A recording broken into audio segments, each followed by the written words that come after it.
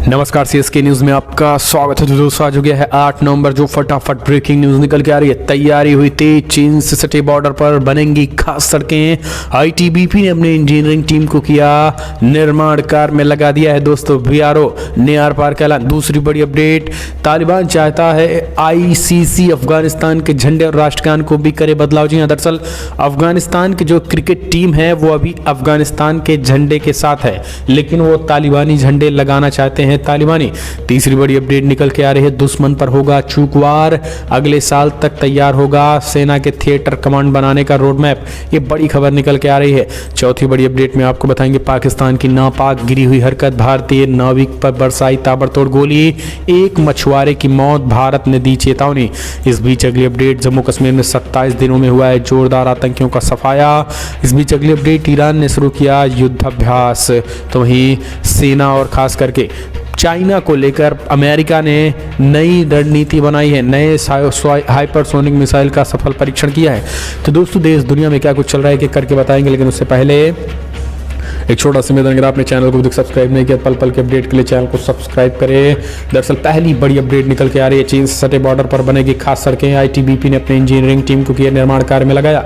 दोस्तों चीन से सटी सीमा पर भारत की तरफ से इंफ्रास्ट्रक्चर मजबूत करने से जुड़े कार्य तेजी से किए गए हैं। इसी सिलसिले में भारत तिब्बत सीमा पुलिस आईटीबीपी ने पहली बार एलएसी के करीब सड़क पर और पैदल सड़क बनाने के लिए अपनी इंजीनियरिंग टीम का इस्तेमाल करने का फैसला किया है। बताया गया है कि आईटीबीपी ने यह फैसला लद्दाख और अरुणाचल प्रदेश में कनेक्टिविटी प्रोजेक्ट्स को अपने हिसाब से जल्द पूरा करने के लिए किया गया है।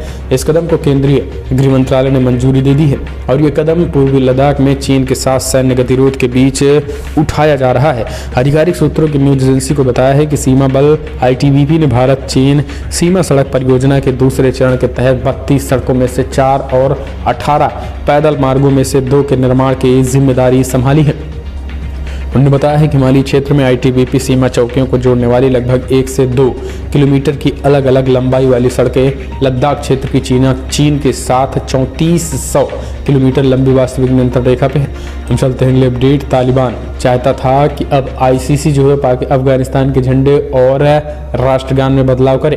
दोस्तों अफगानिस्तान की क्रिकेट टीम जो है वो अब संयुक्त अरब अमीरात यूएई में चल रहे T20 वर्ल्ड कप में भाग लेने के लिए भाग्यशाली रही। हालांकि कल जो है वो मुकाबले से बाहर हो गई और न्यूजीलैंड जो है वो आगे निकल गया। लेकिन इस बीच तालिबान ने जो है वो आईसीसी से गुहार लगाई है कि अफगानिस्तान के झंडे को बदला जाए और वहां पे तालिबानी झंडे जो हैं वो लगाया जाए, तालिबान के जो झंडे हैं वो लगाए जाए और पूरी तरीके से आईसीसी जो है इस चीज़ को माने। अफगान टीम की सदस्यता को निलंबित किया जाना भी उन्होंने खेलने दिया जाए और कई चीज़ों को लेकर तालिबान ने आईसीसी। हम चलते हैं अगले अपडेट। तो दोस्तों पाकिस्तान की नापाक हरकत, पाकिस्तानी नौसेना ने भारतीय नाव पर बरसाई ताबड़तोड़ गोलियां, एक मछुआरे की दर्दनाक मौत। पाकिस्तानी नौसेना ने रविवार को गुजरात तट पर स्थित एक भारतीय नाव पर ताबड़तोड़ फायरिंग कर दी है। इस गोलीबारी में एक भारतीय मछुआरे की दर्दनाक मौत हो गई है। अब एक मछुआरा घायल हो गया है। मृतक मछुआरे का नाम श्रीधर बताया जा रहा है। पुलिस ने शव को कब्जे में लेकर पोस्टमार्टम कराया है। वहीं घायलों को द्वारका के हॉस्पिटल में भर्ती कराया गया है। ये पहली बार नहीं हुआ है जब पाकिस्तान नौसेना ने इस तरीके की हरकत की है। इससे पहले भी पाकिस्तान की तरफ से कई मछुआरों की तरफ गिरफ्तारी की गई है। पिछले साल अप्रैल में पाकिस्तानी नौसेना ने 2 नावों पर फायरिंग कर दी थी। उस वक्त 8 लोग सवार थे और इस फायरिंग में यूपी के रहने वाले एक शख्स जख्मी हो गया था। लेकिन आज जिस तरीके के हालात हुए इसमें पाकिस्तान ने खास करके इनमें एक मछुआरे की दर्दनाक मौत की खबर निकल के आई है। हालांकि आपको बता दें, स्पष्ट सीमा न हो पाने की वजह से ये घटनाएं लगातार घट रही हैं, लेकिन इसमें सरकार ने कड़ी नाराजगी और चेतावनी भी दे दी है। इस बीच जो बड़ी खबर निकल के आ रही हुई है ये दोस्तों कि अभी 17 भारतीय मछुआरों को देश के जल क्षेत्र में कथित रूप से प्रवेश करने के लिए गिरफ्तार किया गया था। 11 भारतीय मछुआरों को भी गिरफ्तार किया गया था और अब इसके बाद भारत सरकार ने सीधे चेतावनी दे दी है। हम चलते हैं अगली अपडेट। एक और बड़ी खबर, नियुक्ति, वाइस एडमिरल कृष्णा स्वामीनाथन ने संभाला पश्चिमी नौसेना कमान के चीफ ऑफ स्टाफ का कार्यभार। दरअसल वाइस एडमिरल कृष्णा स्वामीनाथन को भारतीय नौसेना के पश्चिमी कमान का नया चीफ ऑफ स्टाफ नियुक्त किया गया है। रक्षा मंत्रालय ने रविवार को बताया है कि वाइस एडमिरल स्वामीनाथन ने बीती 4 नवंबर को कार्यभार संभाल लिया है। 1 जुलाई 1987 को नौसेना में शामिल हुए स्वामीनाथन संचार और इलेक्ट्रॉनिक युद्ध के विशेषज्ञ हैं। राष्ट्रीय रक्षा अकादमी खड़क वासला के पूर्व छात्र स्वामीनाथन को अति विशिष्ट सेवा पदक और विशिष्ट सेवा पदक से सम्मानित किया जा चुका है और उन्होंने खास करके उन्होंने मिसाइल जहाज INS विद्युत व विनाश गाइडेड मिसाइल विध्वंसर INS कुलिश INS मैसूर और विमान वाहक पोत INS विक्रमादित्य की कमान संभालने के सहित कई प्रमुख परिचालन स्टाफ और प्रशिक्षण नियुक्त किए गए हैं। अगली अपडेट तो दोस्तों, चीन के हाइपरसोनिक मिसाइल का यूएस ने दिया जवाब। बना रहा है ऐसा खतरनाक हथियार जो हवा में ही कर देगा मिसाइल ड्रोन का खात्मा। दोस्तों, चीन ने लगातार किए जा रहे मिसाइल परीक्षणों के बाद अमेरिका ने खुद को मजबूत करने की तैयारी शुरू कर दी है। एक तरफ वो एक तरह का घातक लेज़र हथियार बना रहा है जिससे हवा में बैलिस्टिक मिसाइल और ड्रोन को खत्म किया जा सकेगा। अमेरिकी सेना ने इसे 300 किलोवाट के सॉलिड लेज़र हथियार के बनाने की जिम्मेदारी बोइंग और जनरल एटॉमिक्स को दे दी है। हथियार का नाम distributed gun high energy laser weapon system है। इसमें GAMES की लेज़र तकनीकी और बोइंग के सटीक टारगेट करने वाले ट्रैकिंग टूल और सॉफ्टवेयर भी लगे हुए हैं। अगली अपडेट, ईरान ने युद्ध शुरू किया, युद्धाभ्यास। पश्चिमी देशों संग कुछ समय बाद शुरू होनी है परमाणु वार्ता। दोस्तों, ईरान के साथ 2015 में किए गए परमाणु समझौते को दोबारा लागू करने के लिए इस महीने के आखिरी में वियना में बातचीत होगी जिसमें पश्चिमी देशों के प्रतिनिधि भी हिस्सा लेंगे। इस बातचीत को 1 महीने से भी कम का वक्त बचा है, लेकिन इसी बीच खबर है कि ईरान की सेना ओमान की खाड़ी के तटीय इलाकों में सालाना युद्धाभ्यास शुरू कर दिया है। सरकारी टीवी ने रविवार को इस बात की जानकारी दी है। सरकारी टीवी की खबर है कि अनुसार नौसेना और वायुसेना की इकाइयों के साथ थल सेना भी रणनीतिक रूप से महत्वपूर्ण होर्मुज़ जल मरुस्थल मध्य के पूर्व में 10 लाख वर्ग किलोमीटर के दायरे में युद्धाभ्यास में हिस्सा ले रहे हैं। करीब 20% तेल जहाज जल मरुस्थल में गुजर कर ओमान की खाड़ी और हिंद महासागर जाते हैं। ये अभ्यास ऐसे समय में हो रहा है जब अमेरिका के पूर्व राष्ट्रपति डोनाल्ड ट्रंप द्वारा ईरान के 2015 के परमाणु समझौते से अमेरिका को एक तरफा अलग करने के मद्देनज़र दोनों देशों के बीच तनाव काफ़ी बढ़ा हुआ है। हम चलते हैं अगले अपडेट। खालिस्तानी संगठनों का कच्चा चिट्ठा निकालने कनाडा पहुंची NIA टीम। भगोड़ा पन्नू समेत कई निशाने पर हैं। इस पर भी पूरी तरीके से बैन लगाने की मांग की जा रही है। दोस्तों, भारत में अशांति फैलाने की कोशिश कर रहे खालिस्तानी संगठन अब राष्ट्रीय जाँच ब्यूरो यानी नेशनल इन्वेस्टिगेशन एजेंसी के रडार में है।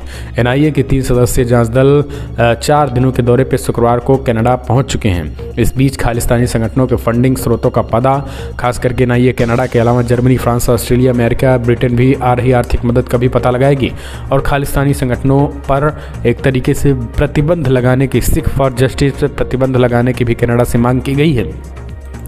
हम चलते हैं अगले अपडेट। सेना में ऑफिसर पदों पर भर्ती। जी हाँ, बड़ी खबर, सैलरी के साथ मिलेंगी कई सुविधाएं।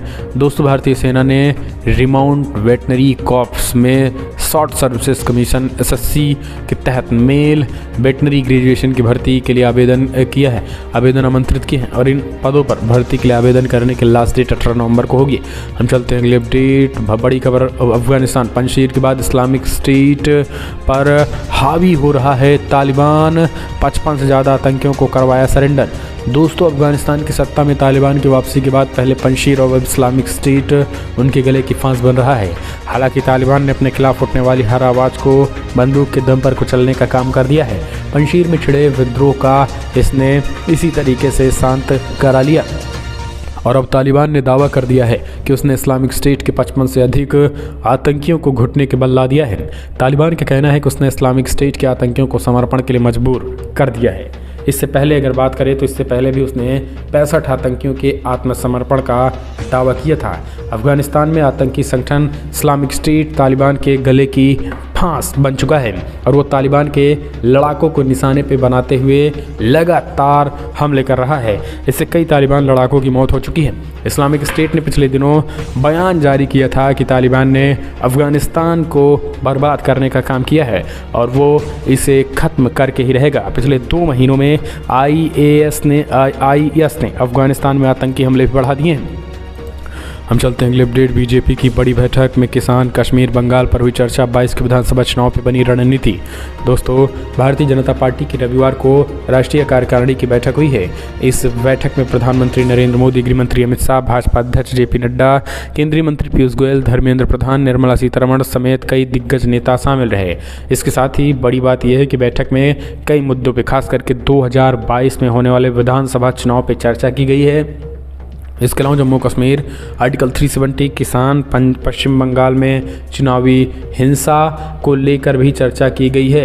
इस बैठक में बंगाल में भाजपा कार्यकर्ताओं के मौत को लेकर जो प्रस्ताव भी पास हुए हैं और इसके अलावा यूपी, पंजाब, गोवा, मणिपुर और उत्तराखंड के चुनाव को लेकर भी चर्चा की गई है। तो ये बड़ी खबर निकल के आ रही है। दोस्तों, आपको बता दें कि चुनाव पे चर्चा प्रधानमंत्री मोदी भी शामिल हुए। हम चलते हैं एक और अपडेट ले लेते हैं। तो दोस्तों, नवाब मलिक के आरोपों पे बोले मोहित कुंभजे, वानखेड़े से नहीं मिला, शाहरुख से पक्ष रखने की अपील। नवाब मलिक को बताया नवाब स्वभाव वाला व्यक्ति। दरअसल महाराष्ट्र के क्रूज मामले में अब एनसीबी के अधिकारी वानखेड़े के पिताजी ने नवाब मलिक पर 1 करोड़ 25 लाख का जुर्माना ठोक दिया। उन्होंने कहा है कि ये हमें बदनाम करने की कोशिश कर रहे हैं और पूरी तरीके से हमें बदनाम कर दिया है और ये कैरेक्टर असैसिनेशन को लेकर 1 करोड़ 25 लाख का जुर्माना ठोक दिया है और कहा है कि इनका कुछ होने वाला नहीं है। इसी बीच नवाब मलिक के आरोपों पर मोहित कंबोज ने कई खुलासे किए हैं। उन्होंने कहा कि ये नवाब नहीं, ये सबाब वाला व्यक्ति है, ये कबाब वाला व्यक्ति है, ये नवाब वाला व्यक्ति है, ये कई तरीके के शौक भी करता है। यानी अब नवाब मलिक पे ही कई बड़े खुलासे होने लगे हैं। हम चलते हैं एक और अपडेट लेते हैं। तो दोस्तों, अब देश में बत्ती गुल का डर नहीं, अक्टूबर में बढ़ गया कोयले का स्टॉक अक्टूबर तक। दोस्तों, आपको बता दें कि कोयला संकट की वजह से पिछले महीने बत्ती गुल की समस्या जो है वो उत्पन्न हो गई थी। इसके साथ ही उद्योग और धंधों की रफ्तारों पे भी ब्रेक लग गया था। लेकिन अब बिजली की कमी नहीं होने वाली है क्योंकि कोयले का स्टॉक बढ़ गया है। बिजली की बात करें तो बिजली संकट, बिजली के क्षेत्रों को कोयले की आपूर्ति अक्टूबर में 27 अक्टूबर को 27% बढ़ाकर लगभग 5.5 से 6 करोड़ टन पहुंच गई है। हम चलते एक और अपडेट ले लेते हैं। तो दोस्तों, केंद्र सरकार का हुआ बड़ा फैसला, इटली की जो फर्म लियोनार्डो से प्रतिबंध हटा दिया है। 3600 करोड़ के वीवीआईपी हेलीकॉप्टर घोटाले में ये रोक लगी हुई थी। 3600 करोड़ रुपए के वीवीआईपी हेलीकॉप्टर घोटाले में प्रतिबंध झेल रही इटालियन फर्म लियोनार्डो से केंद्र सरकार ने प्रतिबंध हटाने का फैसला किया। न्यूज एजेंसी ANI के मुताबिक केंद्र सरकार ने यह फैसला कुछ शर्तों के साथ किया है। इसके तहत इटली की फर्म पर केंद्रीय जांच ब्यूरो और प्रवर्तन निदेशालय की जांच चलती रहेगी। साथ ही कंपनी को समझौता नए सिरे से करना होगा और वो पूर्व में हुए वित्तीय समझौते का दावा नहीं कर पाएगी। आपको बता दें कि वो प्रतिबंध अगस्ता वेस्टलैंड से संबंधित है। अगस्ता वेस्टलैंड मामले में भ्रष्टाचार का मामला सामने आने के बाद इटालियन फर्म के साथ किसी भी प्रकार की डील पर रोक लगा दी गई थी। हम चलते हैं एक और अपडेट लेते हैं। तो दोस्तों, बड़ी खबर, कांग्रेस के अध्यक्ष चुनाव से पहले बीजेपी वोटर लिस्ट से हर पन्ने का प्रमुख चुन लेगी। विस्तार के लिए 3 टारगेट। प्रधानमंत्री मोदी ने कई बातें कही, खास करके नड्डा ने कहा बंगाल में नई इबादत लिखी जाएगी। तब बीजेपी कार्यकर्ता की पीट कर हत्या हो रही थी। दोस्तों, पश्चिम बंगाल में विधानसभा चुनाव के परिणाम भले ही आए 6 महीने हो गए हैं, लेकिन भाजपा कार्यकर्ताओं की हत्याओं का सिलसिला अब भी नहीं थमा है। और यहाँ पे बात करें तो अब पूर्वी मिदनापुर में एक भाजपा कार्यकर्ता को पीट कर हत्या कर दी गई है। आपको बता दें कि शंभू मैती नाम के भाजपा कार्यकर्ताओं की हत्या का कांग्रेस पार्टी ने राज्य की सत्ताधारी पार्टी तृणमूल कांग्रेस पर लगाया है। दरअसल शनिवार की बात करें तो 2021 देर रात उनकी इतनी बेरहमी से पिटाई कर दी गई कि उनकी मौत हो गई है। इसी बीच जेपी नड्डा ने कहा है कि बंगाल हमारी हिट लिस्ट में है और बंगाल में भाजपा जो है एक नई अगली अपडेट, लखनऊ में वसीम रिजवी ने पैगंबर की ज़िंदगी पे किताब लिखा। मोहम्मद, जी हाँ, मोहम्मद नाम से नई किताब लिखा। महंत यति नरसिंहानंद से कराया विमोचन, खड़ा हुआ नया विवाद। कुरान की आयतें हटाने को लेकर सुप्रीम कोर्ट में मिली फटकार के बाद सिया वक्फ बोर्ड के पूर्व चेयरमैन वसीम रिजवी ने पैगंबर मोहम्मद साहब की ज़िंदगी पर किताब लिखकर नया विवाद खड़ा कर दिया है। वसीम रिजवी ने गाजियाबाद के डासनाक में महाकाली मंदिर में दर्शन दे महंत यति नरसिंहानंद सरस्वती से अपनी किताब मोहम्मद का विमोचन कराया है। वसीम का दावा है है कि इस्लाम दुनिया में क्यों आया है और इतना आतंकवादी विचार क्यों रखता है, इसी को ये किताब उजागर करती है। इसके अलावा उनका दावा है कि ये किताब पैगंबर मोहम्मद साहब के चरित्र को भी उजागर करती है। वसीम ने कहा है कि ये किताब धर्मांतरण को रोकेगी, इस्लाम की कट्टरपंथी विचारधारा लोगों को समझाएगी, इस्लाम किस तरीके से फैला है और इसका मकसद क्या है, ये भी इस किताब से पता चलेगा। बताते चले कि वसीम रिजवी कुरान की आयतें हटाने की याचिका से भी विवादों में रहे थे। उन्होंने कुरान की 26 आयतों को हटाने के लिए सुप्रीम कोर्ट में याचिका दायर की थी और उनका तर्क था कि कुरान की 26 आयतें आतंकवाद को बढ़ावा देने वाली हैं। मामला काफ़ी दिनों तक चर्चा में रहा। हम चलते हैं अगली अपडेट। हरियाणा खुले में नमाज पढ़ने के मामले में बोले मंत्री विज, धार्मिक स्थानों के अंदर ही हो धार्मिक आयोजन। हरियाणा के गुरुग्राम में खुले में नमाज पढ़ने के मामले में पहली बार हरियाणा के गृह मंत्री अनिल विज ने अपनी प्रतिक्रिया देते हुए कहा है कि अगर किसी को भी कोई धार्मिक आयोजन करना है तो वो अपने धार्मिक स्थानों के अंदर ही करना चाहिए। साथ ही रास्तों पर बिना प्रशासन की इजाज़त के ऐसे आयोजन करने बचना चाहिए। रविवार को वो अम्बाला जिले में मीडिया से बातचीत कर रहे थे। किसान नेता राकेश टिकैत के 26 नवंबर तक 3 कृषि कानून रद्द करने के अल्टीमेटम के सवाल पर विज ने कहा है कि किसान नेता ही इस मामले का समाधान नहीं चाहते। विज ने कहा है कि सरकार ने किसानों को अनेकों बार बातचीत के लिए बुलाया है, लेकिन अनजान कारणों से ये बातचीत में शामिल नहीं होना चाहते। तो ये बड़ी खबर। हम चलते हैं अगले अपडेट लेते हैं। एक और बड़ी अपडेट, पीएम मोदी और सीएम योगी को बम से उड़ाने की मिली धमकी, क्राइम ब्रांच कर रही है जांच। प्रधानमंत्री नरेंद्र मोदी और सीएम योगी आदित्यनाथ बम से हमला करने की धमकी 112 कंट्रोल रूम में ट्विटर हैंडल पर भेजी गई। इस धमकी भरा पोस्ट आने पर मामले की गंभीरता को देखते हुए क्राइम ब्रांच को सौंप दी गई। दिवाली वाले दिन 112 कंट्रोल रूम के ट्विटर हैंडल पर दीपक शर्मा नाम के अकाउंट से मैसेज आया था, जिसमें पीएम और सीएम पर बम से हमला किए जाने की बात लिखी गई थी। ट्वीट में कई आपत्तिजनक शब्दों का भी इस्तेमाल किया गया था। जेपीसी क्राइम नीलाब्जा चौधरी के मुताबिक ट्विटर भरा ट्वीट भेजने वाले ट्विटर हैंडल के बारे में जानकारी जुटाई जा रही है। मामले की जांच क्राइम ब्रांच को सौंपी गई है। जेसीपी के मुताबिक जल्द ही धमकी देने वालों को गिरफ्तार कर लिया जाएगा। अगली अपडेट। तो दोस्तों, तृणमूल की केंद्र से गुहार, गरीब कल्याण अन्न योजना की मियाद 6 माह और बढ़ाएं, सौगत राय ने की। दोस्तों, पश्चिम बंगाल में सत्तारूढ़ तृणमूल कांग्रेस ने केंद्र सरकार से आग्रह किया है कि वो गरीबों को मुफ्त राशन योजना की मियाद को 6 माह और बढ़ा दे। पार्टी के सांसद सौगत राय ने कहा है कि इस संबंध में जल्द पीएम मोदी को पत्र लिखा जाएगा। ये आग्रह उन खबरों के बीच किया गया है जिनमें कहा गया है कि ये केवल 30 नवंबर के बाद बंद की जा सकती है। योजना पिछले साल मार्च में कोरोना महामारी के चलते शुरू की गई थी, क्योंकि लाखों लोग लॉकडाउन व काम धंधे ठप होने से बेहाल हो गए थे। तृणमूल के वरिष्ठ सांसद रॉय ने पत्रकारों से चर्चा में कहा है कि वो जल्द ही इस बारे में पीएम मोदी को पत्र भी लिखेंगे। अगले अपडेट। तो दोस्तों, हिरासत में मौत, सुप्रीम कोर्ट ने सीबीआई को लेकर हाई कोर्ट के आदेश में दखल देने से किया इनकार। दरअसल सुप्रीम कोर्ट ने कहा है कि सीबीआई को इस मामले में हाईकोर्ट के फैसले से की गई किसी भी टिप्पणी से प्रभावित हुए बिना पूरी तरीके से स्वतंत्र होकर जांच करनी चाहिए। ये मामला इस साल फरवरी में 24 वर्षीय कृष्णा यादव और पुजारी की हिरासत में कथित मौत से संबंधित है। यूपी के जौनपुर जिले में हुए एफआईआर के अनुसार यादव को पुलिस ने 11 फरवरी को उस घर से उठाया था। आरोप है कि अगले दिन पता चला कि यादव की मौत हो गई है। हम चलते हैं अगले अपडेट। एक और बड़ी खबर निकल के आ रही, अंतिम संस्कार के इस्लाम को बोलने को शर्त, वाराणसी में हिंदू नट समुदाय से पुलिस ने की शिकायत। दोस्तों, यूपी की धर्मनगरी वाराणसी से नट समाज के कई लोगों ने इस्लाम में जबरन धर्मांतरण के लिए उन पर दबाव बनाए जाने का आरोप लगाया है। उनका कहना है कि उनके समुदाय के लोगों को दफनाने से रोका जा रहा है और इस्लाम अपनाने के बाद ही इसकी अनुमति देने की बात कही जा रही है। ये प्रकरण 30 अक्टूबर को निकल के आया है और शिकायत स्थानीय फूलपुर थाने में दी गई है। हिंदू जागरण मंच ने भी प्रशासन से दोषियों के खिलाफ कड़ी कार्रवाई करने की मांग की गई है। हम चलते हैं अगले अपडेट। एक और बड़ी खबर, पश्चिम बंगाल में आपको बता दें, भाजपा कार्यकर्ता की चाकू मारकर हत्या, तृणमूल कांग्रेस के समर्थकों पर है सीधा आरोप। पश्चिम बंगाल में किस तरीके से हालत खराब है ये आपने सबने देखा।